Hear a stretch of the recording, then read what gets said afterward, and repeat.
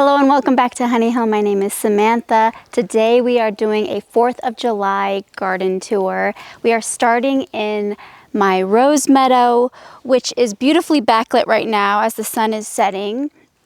I wanted to show you guys that our roses have mostly gone out of their first flush, but I think in the next couple weeks we're going to get another show of a lot of the roses. But in this rose meadow we have these beautiful peachy colored echinacea that are just coming on into bloom.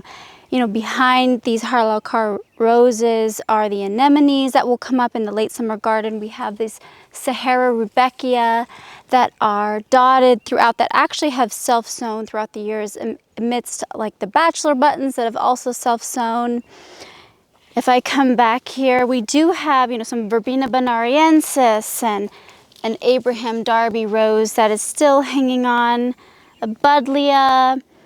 This is the beautiful Pritchard's variety campanula that I planted last year, and in future years this is going to get probably taller than me and will need to be staked and supported. This is planted all the way down the length of this border. Now, it has come out of its most full bloom, but it still looks pretty. This is just one of my absolute favorite perennials. We do have cosmos in here that are starting to bloom. These are all self-sown cosmos, and I have a huge drift of them behind me here that are starting to bloom. I haven't even pinched these or anything. I'm just kind of letting them go. And lots more echinacea grasses, the Souvenir de André Nepeta, some Coreopsis, lots of meadow perennial plants that are really nice and hardy, intermixed with the annuals, intermixed with the David Austin roses. And over here, this beautiful verbascum, which I planted Veronicastrum, sorry, I planted this last year. These were tiny little plants that came from the Spokane Gardeners Expo. They're covered in bees. These look like some native type of bumblebee, little honeybee. But these are nice and tall this year. I want to find some more Veronicastrum this year and dot these throughout. They give you that nice height in the spires. The Russian sage is planted in front. This is another Abraham Darby rose that has come out of bloom. And as I'm going to step over all of these little cosmos, here is one in bloom right now. I do have in here, again, more campanula. I have lilies, these little Regal lilies, which have already bloomed and they're kind of going over. First year I've had lilies come up in here. I think I mulched over them really heavily after I first planted them from bulbs, and I wasn't even sure I was going to end up having lilies in this border, but here they are. Lots more of the black-eyed Susans that are going to come along as the summer progresses. So this is the time of year where the echinacea really starts to shine, and this is such a good hardy perennial to have in a meadow type planting. We get that traditional prairie feel with the echinacea.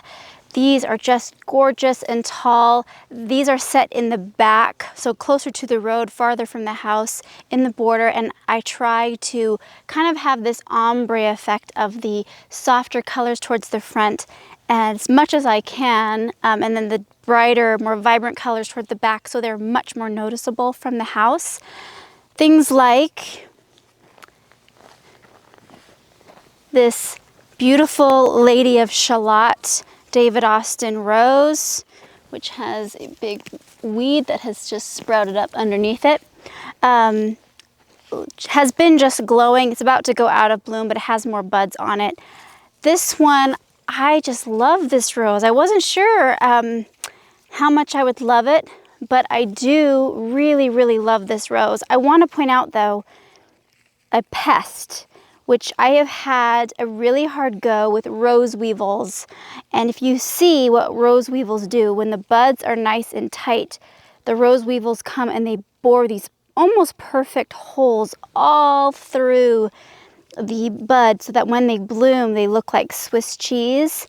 And the rose weevils are a red-bodied insects with a long snout. So they have that look of a weevil, and that long snout bores through the rosebuds. So I'm trying all of these organic methods to tackle them. Whenever I see them, I pick them off and try to destroy them. But they have been a pest in my garden for the last couple of years. And that and the thrips and the flea beetles are really a struggle for me right now with organic garden. So I wanted to show you guys kind of the effect of the driveway right now, which is something that I really want to change and fine-tune in the next couple of years. But I do have this row of Russian sage. I believe this is Blue Rocket. And it's starting to struggle towards the end of the line. This is the first year that it's done that. We had a lot of the stems of the Russian sage break this winter with all the really heavy snow load we had. So they're rebounding. They're just kind of slower to rebound. But as we get up the driveway, these ones are looking much more normal, and it's a nice, although this border needs to be weeded, it's a nice effect. And behind me is the shrubbery, which has had some perennials weave their way through, like the lavender and the nepeta and the gara. But I have a Kwanzan flowering cherry tree, vanilla strawberry and strawberry shake hydrangeas, the ginger wine 9-bark, lots of different lilacs and viburnums. So lots of different shrubs, lots of different interests back there. Mostly in the spring, I've got a smoke bush in the back. So this area, I want to play with the balance, like keep all the shrubs where they are, but add some more all the way up, and then play with the balance of the perennials in the front. I've had a lot of lavender die. I originally planted lavender all the way up the driveway. More than half of it has died off. We struggle with lavender here in our Zone 6B, previously rated as a Zone 5 garden, because our winters are really harsh and we have really heavy clay soil, and the lavender tends to like that more free draining soil. But I keep giving lavender a try because I love it so much and it's so deer resistant. Now over in the front of the house, this front border, first of all, I have this beautiful clematis which is starting to climb over the arbor, and this will someday smother this arbor, and these beautiful blossoms will be about this big and be absolutely beautiful. I'll pop the name of this clematis on the screen for you. I do have the walkway lined with these little lime hydrangeas and roses interspersed throughout the border. I have this lovely pink flowering nepeta, which actually needs to be cut back, but I love this color. I love finding anything that has that little opalescent quality. That's something that's super attractive to me in the garden. And then it is backed by this lovely sanguisorba, another one of my most favorite garden perennials that gives that ethereal, wispy quality to the garden that just glitters. I love anything that has height and air and glitters. If you have watched any of my garden tours, you've heard me say that many times, I'm sure. But it really is such an effect that I love. So since our walkway hasn't been redone yet, I've let this beautiful hollyhock seed itself here and grow, and it's just sort of like this little fairy-like whimsical element to the walk. Then I actually really like it. I mean, it's not supposed to be here, but it's beautiful, and hollyhocks kind of do that. And they've They've spread themselves all around. I think I thought I had ripped out most of the hollyhocks last year, but this year I have them en masse. Now I have my limelight hydrangea standard here, and then this little pot was this little fairy garden in this pot was something that my now 5-year-old daughter Eve planted for her birthday. Her grandmother bought her the little fairy garden and let her pick out these annuals, and she planted this, and it's here under its little limelight hydrangea forest. And then as we come down the border, now my delphiniums, I think we are getting to the point where most of these are 4 or 5 years old, and I need to reinvigorate them with some fresh stock. But this is one of my favorite. This is an English delphinium. I don't know the actual cultivar's name. This came from seed that was started at the rosarium. There is an earwig, though, climbing up it. Now, this one usually has much longer spikes of bloom, and I'm not sure exactly why, and the stems aren't as strong this year, but I am supporting them with an iron support. Now on this side of the arbor, actually on both sides, intermixed with the clematis, I have these Ash Wednesday roses.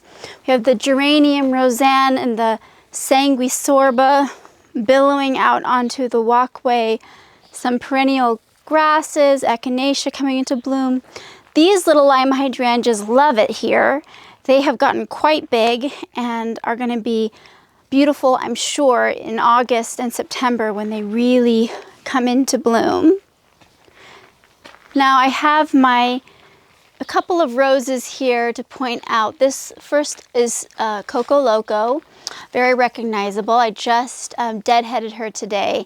And then we have the Penelope rose here, which is a spray rose, and I planted that for my daughter, Penelope Rose. Speaking of a Penelope rose, the new David Austin rose of the year is called Penelope Lively. I don't think we will have it in the United States until 2024. Typically we get them a year after they do in the UK, but I absolutely cannot wait. It looks stunning. I will have to get her for my daughter Penelope as well. Now on the porch, I have my pots planted with all white and silver foliage plants, like the night blooming jasmine. I had some regal lilies that have bloomed that need to be deadheaded, cosmos that are about to bloom, the beautiful erigeron daisies, which I love so much, and then my teasing Georgia rose is blooming and lovely, and intermixed, that is what is the clematis that's growing up and through, is called Blue Angel. And I love this combination of that, again, opalescent blue clematis intermixed with the beautiful honey colored rose that is teasing Georgia. Underneath I do have this white delphinium. Again, really floppy stems this year on the delphiniums, and I'm going to be, again, I think reinvigorating the stalk next year and also doing something different with the supports. Now this gorgeous campanula, which has spilled over, got to a good 4 feet this year, and again I think next year it will get to 6 feet. This is the Loden Anna or Loden Anna campanula. It's the lactiflora variety, and it is just growing up and through. This looked incredibly stunning upright and in full bloom about a week ago, and oh my gosh, definitely one of my top favorite perennials. About to come into bloom are these beautiful blue phlox. Now these look blue in the morning light, and then they look more purple throughout the day.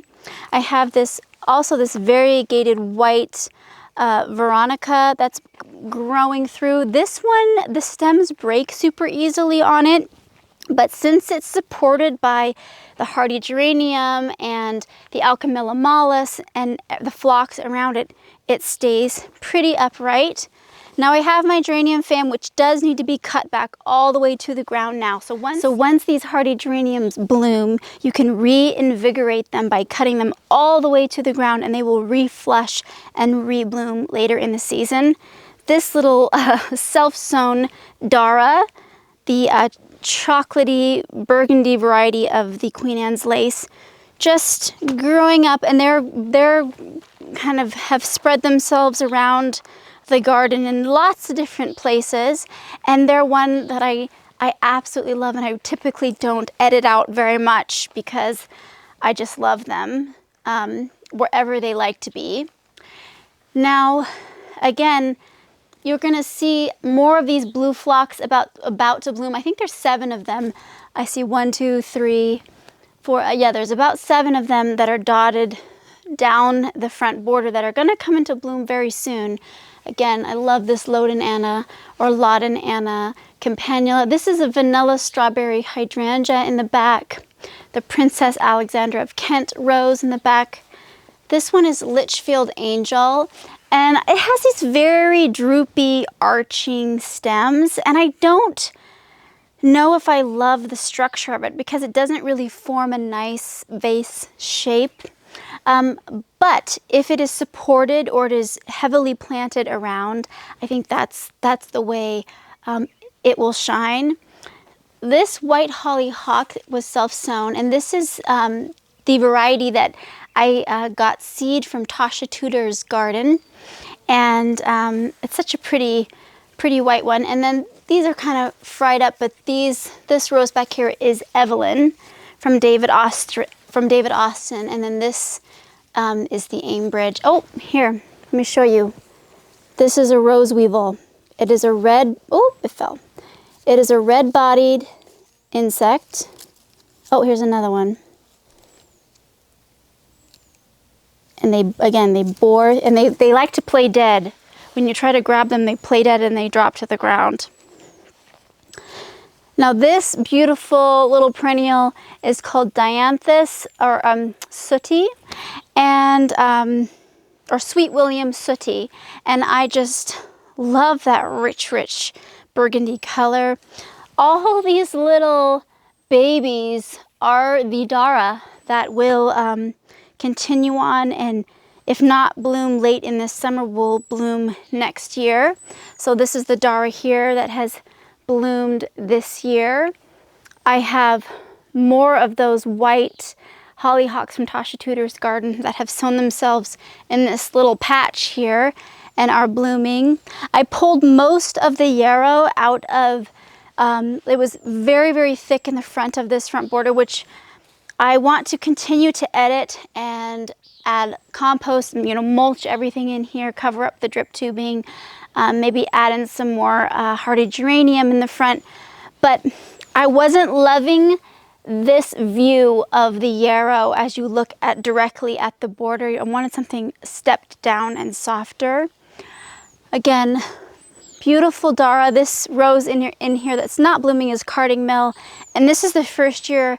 I think it's been here for 4 years, 3 or 4 years, but this is the first year that I've really fallen in love with it because it's actually given me quite a lot of blooms, and the blooms have been beautiful this year. So this is a patch of yarrow that I have let stay, but it was getting thick like this in many different areas, and I just particularly loved these tones of it, so I've let them be. But I do have in here blooming the Princess Charlene de Monaco rose, which I think she does a lot better in like California gardens. She's just okay for me here in my garden. I'll have these asters coming into bloom. Now, this is a big section which I came out here one day a couple of weeks ago. This was full of the yarrow, overgrown with grass that had grown up through everything that was here. It was full of a big block of irises, most of which came from my mom's garden, and I dug all of that up, divided the irises, and planted a bunch of them out in the rose meadow, gave a whole bucket of them to a neighbor. And I have replanted this area with the beautiful, this opal lavender, I believe, I can't remember the name, I'll have to look it up, but opal is in the name of this lavender. And then I have 3 First Crush roses, which I picked up earlier this spring from Heirloom Roses. And then there are 5 dotted around of the snake root, or the botanical name is the Polygonum bistorta superbum, and this is a perennial that has that beautiful soft pink fleece-like flower. And now these will get about 3 or 4 feet tall, and these will form large clumps. I saw these in beautiful drifts all over England, and like at Hidcote in particular had a beautiful drift of them.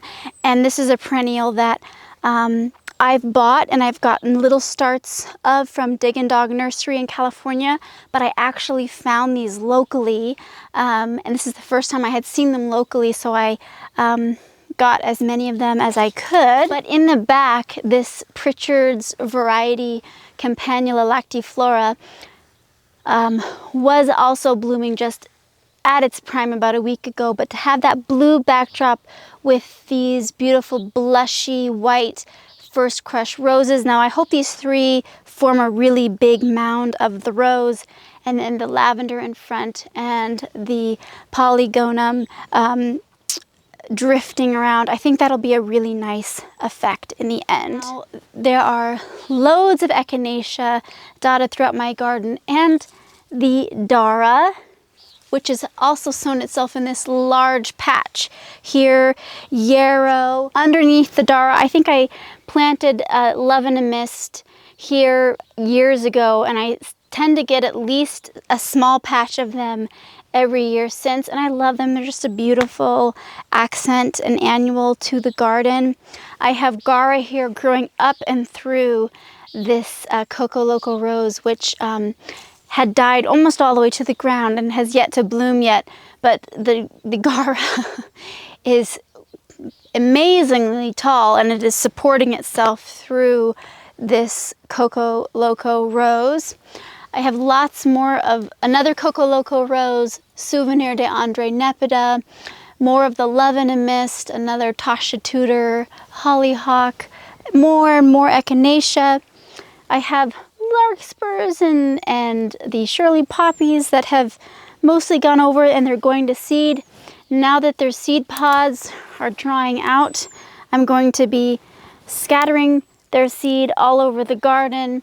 I'm going to take some to the rose meadow, and actually this is the time of year that I want to spread all the seed that I want out in the rose meadow for next year, and I want to just mimic nature, and when nature spreads seed itself.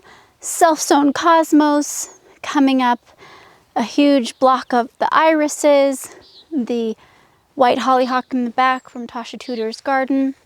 This is a Distant Drums, or was a Distant Drums rose, which died to the ground, so we're gonna see if it blooms true.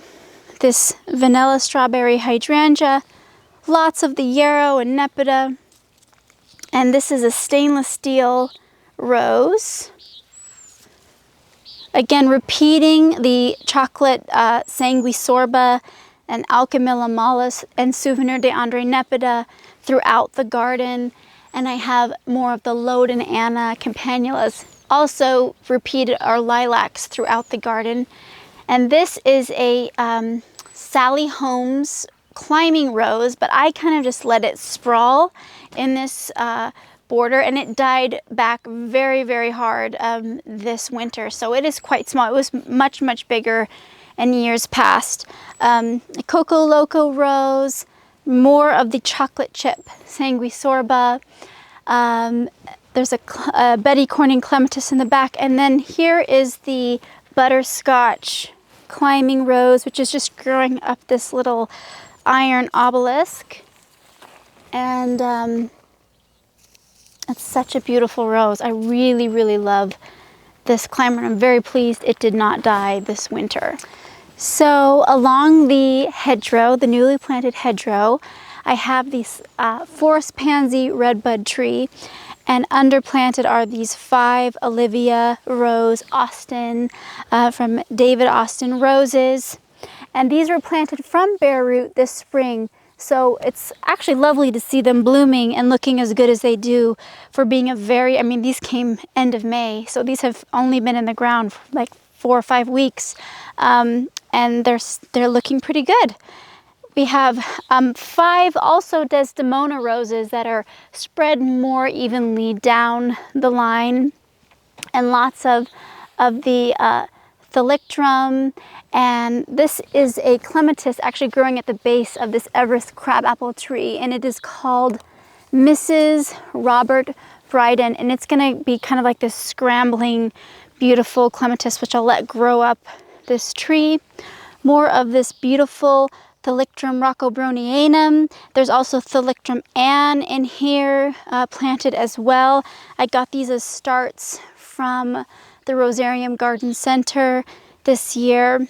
I do have 3 of these bridal wreath spirea planted at the back of this hedgerow, and this is another of the Desdemona roses. Now these tiny little starts, there's 3 of them here. This is a Ceoanthus, or it's a California lilac, and this variety is called Marie Simone, and it is a pink, and I saw it featured at Kifsgate, and I was only able to find tiny little baby starts of it.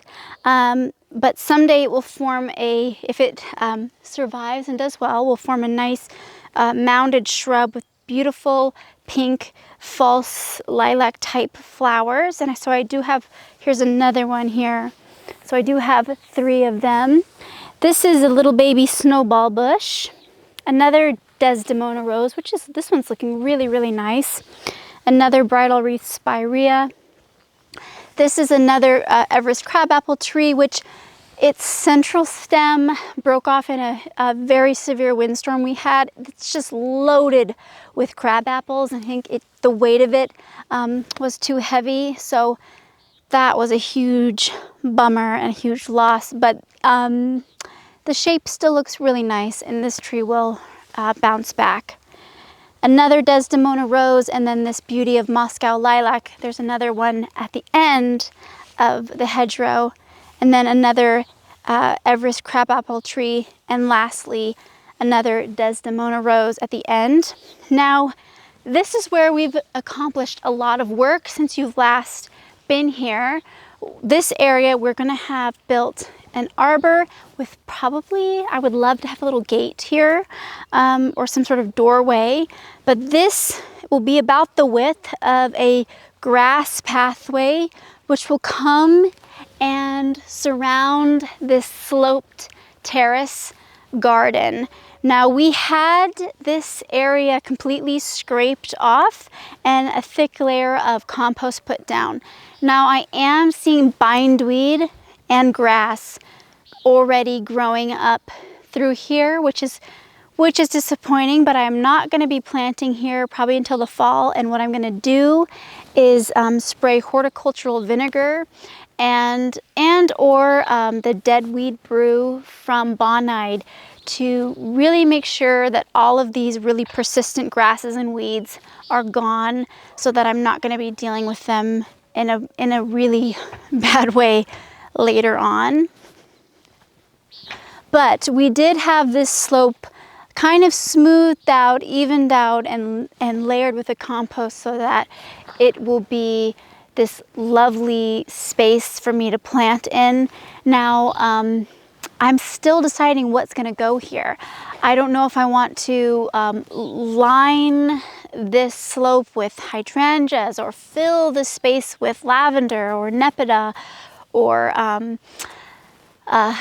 grasses, or if I want to do something very simple with a lot of evergreen, or I want it to be another wildflower meadow type of a border inspired by Highgrove in England. I'm not sure. I'm really thinking over the options, but I want to be really mindful about what I plant here, make sure that it functions well for all of this sloping ground that we have. But this will be about the width of the lawn, so the pathway will just continue to curve around this bend. And now we also have our Costco greenhouse. This is the Yardistry greenhouse from Costco that we bought months ago and finally got installed on this pad, which is huge. I wasn't expecting the pad to be this big, but actually someday if another greenhouse wants to come into our lives, it can fit here on this pad. But I think it's going to be such a great tool for me to have in the early spring and the fall as I start seeds in here. And you know, full disclosure, this is a pain to put together. If you haven't put one of these together, it took about 2 days to put it together. My husband and the gentleman who did the grading for us worked on it primarily, and then the second day my husband and I finished it. Yes, it's like my husband called it IKEA on steroids. So, but I'm very, very thankful to have it. And I did move some of these Adirondack chairs down here that were from the upper lawn, and we're gonna move a fire pit down here. And I did just stain these in this Sherwin-Williams Super Deck in weathered gray. Okay, so this is the area of the slope that was really steep, and we didn't scrape it. We laid the black plastic down. It's actually doing, I think, better than the area that we scraped, but there are some really persistent weeds in here, like the thistles. I'd say my worst weeds are bindweeds and thistle. And the thistles have the deep tap roots, and if you don't get them all out, they'll regrow. And the bindweed has those long, skinny, spaghetti-like or thread-like strands of roots that are just kind of impossible to truly get rid of. But, you know, this is looking pretty good. This has been here for several weeks now, close to a month, and we don't have a lot regrowing here in the no-dig area. So that's encouraging. Now, over as we enter this lower terrace, I want to have another arbor here and another gate, so you feel like you're entering another room of the garden. And this area just brings me a lot of joy. It's actually looking really, really good right now. So the terrace, what's happening on the terrace? We've got all the veronica. We have these lovely buttery daisies blooming. The tea clipper roses are about to, they're pushing new buds, so we'll probably have another flush in a couple of weeks. The Souvenir de Andre Nepeta, the Alchemilla mollis, there's the Loden Anna campanula. I mean, there's a lot of repeats in my garden of things that I love.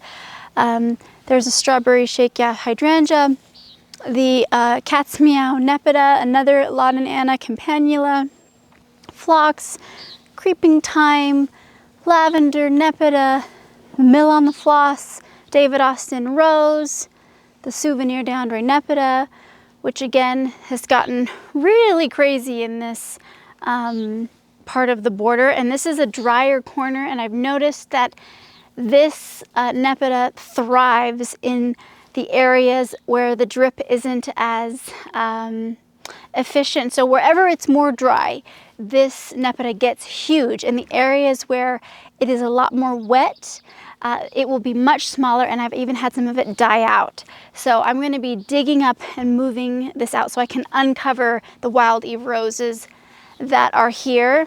I do want to point out the beautiful blooms on this East River clematis, and it is just absolutely smothered.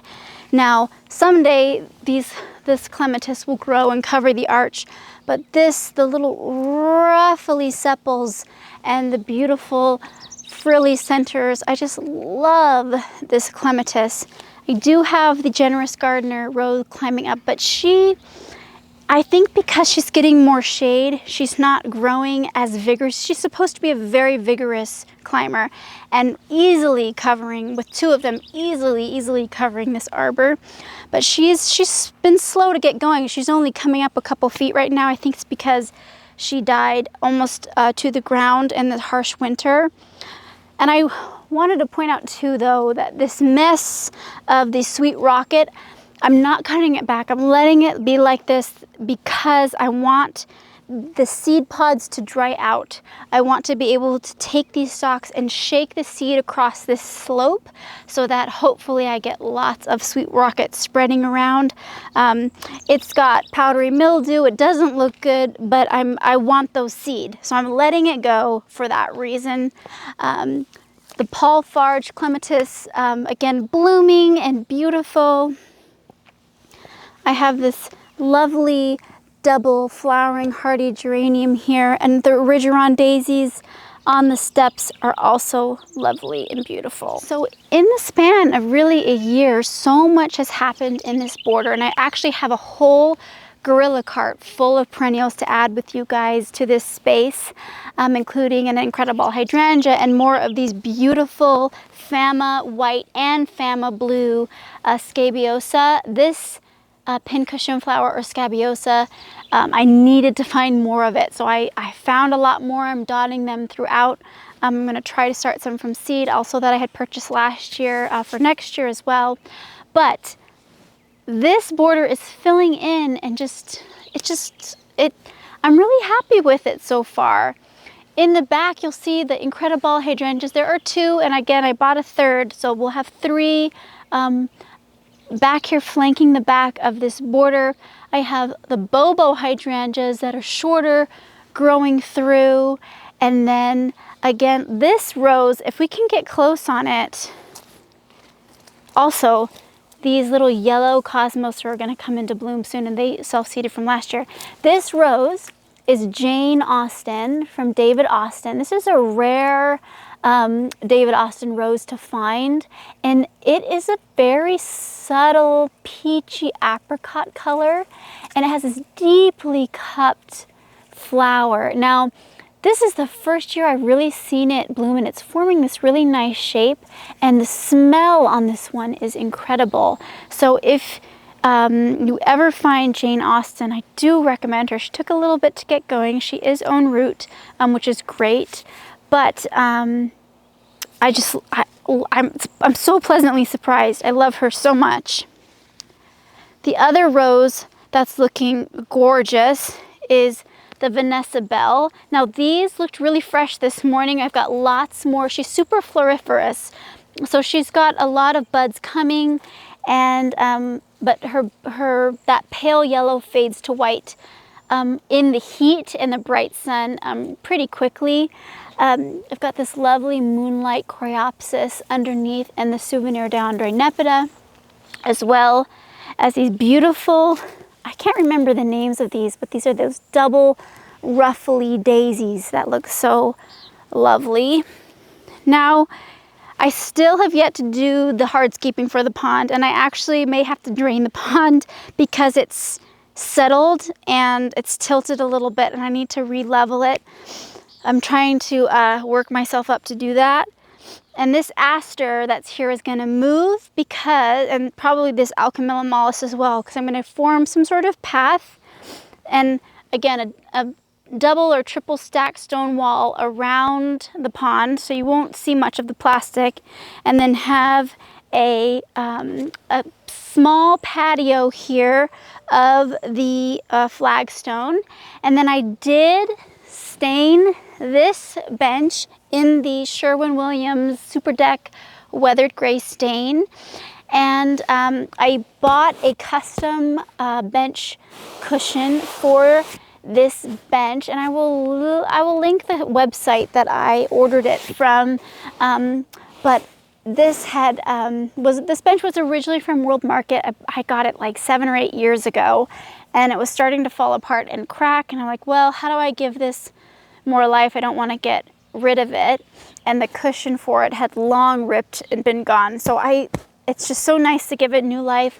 And I got these beautiful outdoor cushion covers. These there are outdoor cushions as well inside, but these are from Jenny Steffen Hobick, JSH Home Essentials, in Kansas City and ordered those for this, and these match this cushion so well. Also peeking back here is this beautiful white delphinium and these vanilla strawberry hydrangeas, which are coming into bloom. This is a vanilla strawberry hydrangea, which I'm gonna stake it so it stays a little straighter. But that's just a nice little stand to have behind the bench, I think, and it'll be super nice when this is an actual small little patio, so it doesn't look like a bench just kind of plopped in the middle of the mulch. But again, our English birdhouse full of birds that are just so happy to be there. And the one good thing I will say about the pond is the Origeron daisies are giving the effect that I really wanted, where they cascade over the side and spill and touch the water. And I just find that to be so beautiful, and I just want to get this just right. Another little self-sown annual, these sweet peas sowed themselves here this year, and they're blooming their heads off, and there's this beautiful color, and oh my gosh, they smell so good. So I did plant this creeping, these wild strawberries to be a ground cover, and I don't like the way it looks. This is something that I'm going to edit out. These were only a few dollars a piece. I think there's 5 of them in here, and I don't like the spidery spaghetti red strands. It just looks messy, and it's not the ground cover effect that I was hoping for. I do want ground cover because I need that weed suppression, but I think before these really take hold, I'm gonna take them out. We did plant the golden chain tree here. This was the largest one I could find. I was kind of late in the season and I missed out on getting a really big specimen. But this tree will grow up and have the beautiful wisteria-like racemes that drape down and cascade, and it will just be absolutely beautiful as this grows. One thing you should know though, if you want to consider planting one of these, is these seed pods are highly, highly toxic to humans and pets. So really keep that in mind. I'm probably gonna cut these off and discard of them. So I don't know if we're gonna go into the kitchen garden, but I do wanna show you that I have my raspberries, blackberries, boysenberries, and the black raspberries starting to fruit and be ready to pick, and I think we're gonna do that before bed this evening. But the kitchen garden still has lots of work that needs to be done. So that is it for me this evening. I hope you really enjoyed this 4th of July garden tour. We will see you in the next one. Happy gardening. Bye.